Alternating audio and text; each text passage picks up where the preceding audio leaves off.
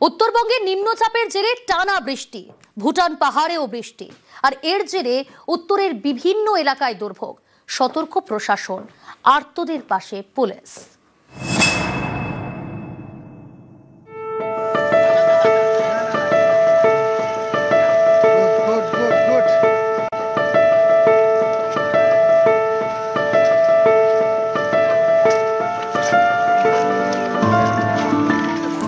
বৃষ্টি পড়ছে, বৃদ্ধাকে পিঠে করে ত্রাণ শিবিরে নিয়ে যাচ্ছেন দুই পুলিশ কর্মী।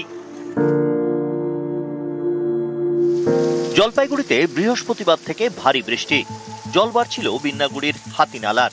যখন তখন এলাকা ভেসে যাওয়ার আশঙ্কা, এমনই পরিস্থিতি ছিল শুক্রবার। সেই সময়ে বিন্নাগুড়ি স্টেশন লাগোয়া নেতাজি পাড়ায় হাজির এক পুলিশ আধিকারিক এবং এক পুলিশ কর্মী। নেতাজি পাড়ায় টিনের চালের বাড়িতে থাকেন এক বৃদ্ধা, ভালোভাবে হাঁটতে পারেন না। রেল লাইন পেরিয়ে ত্রাণ শিবিরে যাবেন কিভাবে? তাই পুলিশ কর্মী বৃদ্ধাকে পিঠে তুলে নেন, পৌঁছে দেন নিরাপদ আশ্রয়ে।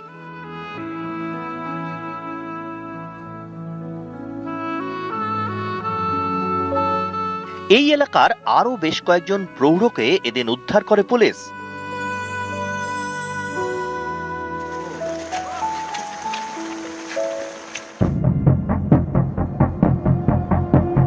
আলিপুরদুয়ারের শালকুমার, এখান দিয়ে বয়ে গিয়েছে সীসামারা নদী।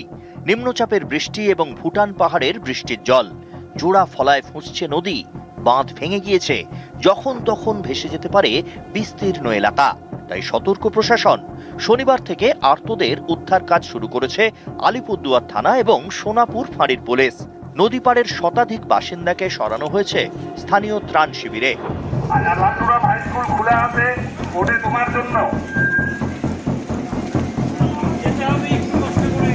ভুটানের যে প্রকোপ, যে জলের যে প্রকোপ বা স্রোত, সেটা আটকানোর মতো পরিস্থিতি নেই। অর্থাৎ এই সীসামারায় যতই বড় ধরনের বাঁধ হোক না কেন, ভুটানের জল যদি প্রবেশ করে সেই বাঁধকে রক্ষা করার মতো পরিস্থিতি আমার দৃষ্টিভঙ্গিতে সম্ভব নয়। আলিপুরদুয়ারে জলদাপাড়া জাতীয় উদ্যান। মাদারিহাট থেকে জলদাপাড়ার সাফারিতে যেতে গেলে হলং নদী পেরোতে হয়। ৪ অক্টোবরের দুর্যোগে নদীর ওপরের কাঠের সেতু ভেঙে যায়। বিকল্প সেতু তৈরি করেছে প্রশাসন। সম্প্রতি বৃষ্টিতে ফের নদীর জল বেড়েছে, জলের তোড়ে ভাঙতে পারে সেতু। এই সেতু বাঁচাতে তৎপর পুলিশ। জলপাইগুড়ি থেকে রকি চৌধুরী এবং আলিপুরদুয়ার থেকে রাজকুমার কর্মকার, নিউজ 18 বাংলা। সিএ ক্যাম্পের বাইরে তৃণমূলের পাল্টা প্রচার। কোথায়? বারাসাতে। সেখানে বিজেপির সিএ শিবির। ক্যাম্পের বাইরে পাল্টা প্রচার তৃণমূলের। সিএ ক্যাম্পে না যাওয়ার বার্তা, সেই বার্তাতেই প্রচার। ফর্ম ফিল আপ করতে যাবেন না। ফর্ম ফিল আপ করা মানে আপনার নিজের বিপদ নিজে ডেকে আনা। ফর্মের উপরে লেখা আছে বিদেশি নাগরিক দত্ত। বিদেশি, আপনি বিদেশি বলেই বিজেপি দ্বারা মানুষকে চিরকাল ভুল বুঝিয়ে এসছে, এখনো ভুল বোঝাচ্ছে, মানুষকে ভুল তথ্য দিচ্ছে। সিএএ ফর্ম ফিল আপ করা আমরা যেটুকু জানি, সিএএ ফর্ম ফিল আপ করা মানে ভারতীয় নাগরিকত্ব চলে যাওয়া। এবং সিএএ ফর্মের উপরেই লেখা আছে যে এটা বিদেশি তকমা, তখন ভোটার তালিকা থেকে নামটি বাদ যেতে পারে। সেই জন্যই আমরা মানুষকে বলছি এবং মানুষকে বোঝাচ্ছি যে আপনার সিএএ ফর্ম ফিল আপ করতে যাবেন না।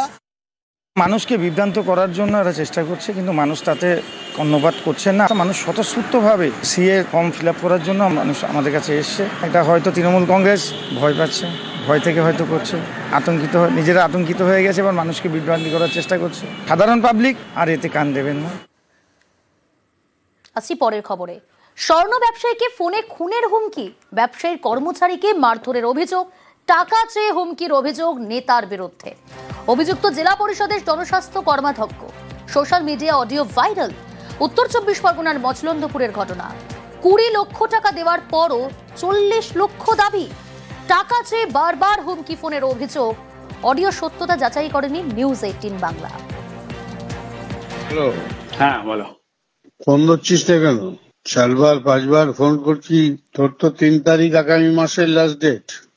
ওদা দেখো, আমি 7/3 তোমার 20 লাখ টাকা দিয়ে এসছি। আমি আর রামাজে আমি এই মুহূর্তে দাদা কোনো কিচ্ছু জোগাড় করতে পারিনি। ওসব কথায় কাজ হবে না। আমি একদম অপারক দাদা। পাচ্ছিস কি পাচ্ছিস না, সেটা আসল জায়গায় খেলা করলে ঠিক হয়ে যাবে। সেটা তো তুমি বলতেই পারো। আমি এখনো কিছু জোগাড় করতে পারিনি দাদা। তুমি বলেছো 3 তারিখ জীবনে মেরে দিবা, গলায় পাড়া দিবা, আমি সব 3 মেনে তারিখ নিয়েছি। টাকা না দিলে বুঝতে পারবি। আমি জোগাড় করতে পারছি না, আমি দিতে পারছি না, আমি কোনো মতে বুঝে নেবো, জোগাড় করতে হবে, নকশা আমি ছুটিয়ে দেবো, তোর ব্যবস্থা করে দেবো আমি, তুই রাখ। ঠিক আছে, রাখছি। টাকার জোগাড় কর। আমার দোকানের উপরে আমার একটা ঘর আছে। করোনা কালে আমার ঘরে 2020-তে এক বিএলআরও ভাড়া ছিল। 5 বছর পরে উনি এসে এখন আমার কাছে দাবি করছে 80 লাখ টাকা আলমারি থেকে ভেঙে নেওয়া হয়েছে। একটা মিথ্যা প্রলাপ দিয়ে আমাকে এটাকে চাপিয়ে দিয়েছে। আমার কর্মচারী ছেলেটাকে মারধর করে জোর করে অজিত বাবু মারধর করে উনি স্বীকার করায় 60 লাখ টাকা তোদের দিতে হবে। বাধ্য হয়ে আমি জীবনের মায়ায় 20 লাখ টাকা দিয়েছি। অজিত বাবুকে দিয়ে এসছি আমি তার বাড়িতে। এই রিসেন্ট আমাকে আবার ফোন করে গত 2 দিন আগে, তোকে বাজার কমিটি এবং ক্লাব নিয়ে বসবো, তোর সেখানে বিচার হবে, বিচারে যেটা হবে সেটাই। আমি তখন বলি আমি কোনো বিচারে যাব না, আমি প্রশাসনের কাছে যাবো, আপনারা প্রশাসনের কাছে যান। বললো যে কোনো প্রশাসন না, আমরা যেটা বলবো সেটাই শেষ কথা। এই করে আমার জীবনহানির সংখ্যা, আমি এখন যথেষ্ট অসুস্থ।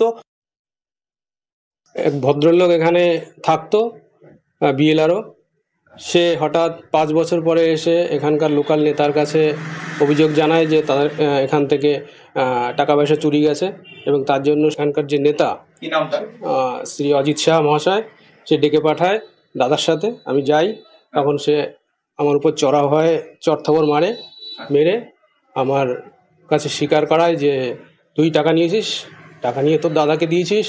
খুবই আতঙ্কিত এবং অনেক হুমকি চুমকিও দেয়। তারপরে দোকান তালা দিয়ে দেবে, বন্ধ করে দেবে, ভেঙে চুরে দেবে, নানান রকম কথাবার্তা বলে। অবশ্যই খুবই ভয়ে দোকানে আসি আর যাই। ঠিক আছে, রাত্রে যখন বাড়ি যাই তখন খুবই আতঙ্কিত থাকি। অভিযোগ অস্বীকার অভিযুক্ত নেতার। আগে ব্যবসায়ীর বাড়ির ভাড়াটিয়া বিএলআরওর ঘরে চুরি। অভিযোগ ওঠে ব্যবসায়ীর কর্মচারীর বিরুদ্ধে। সেই টাকা ফেরানোর জন্যই ব্যবসায়ীকে ফোন। অভিযোগ অস্বীকার করে দাবি নেতার।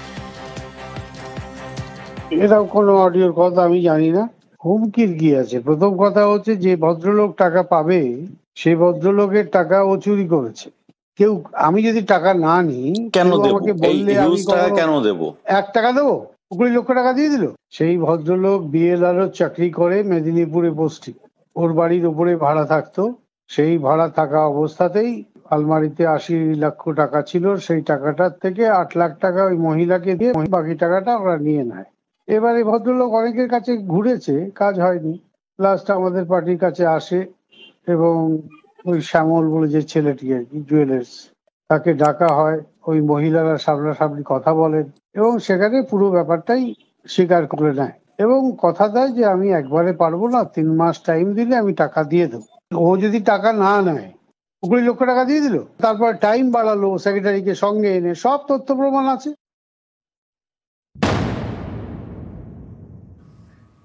মর্মান্তিক। আন্ডারপাসে জল, রেল লাইনের মৃত্যু। মুর্শিদাবাদের নিমতিতায় মৃত্যু 3 শিশুর। জল জমে 2 দিন বন্ধ আন্ডারপাস। ঝুঁকি নিয়ে রেল লাইন পার হতে গিয়েই মৃত্যু। ঘটনাস্থলেই 3 শিশুর মৃত্যু, আশঙ্কাজনক এক। রেলের ভূমিকায় ক্ষোভ স্থানীয়দের।